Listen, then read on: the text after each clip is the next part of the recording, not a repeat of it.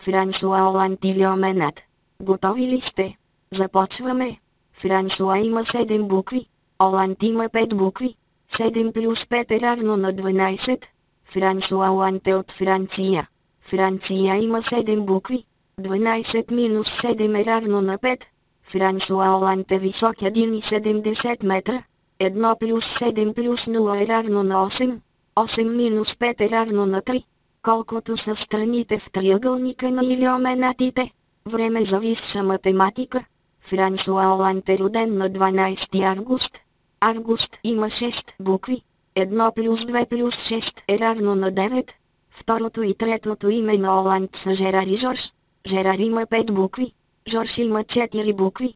5 плюс 4 е равно на 9. 9 делено на 9 е равно на 1. Колкото са очите в триъгълника на илиоменатите. Франсуа Оланд илиоменат. Потвърдено.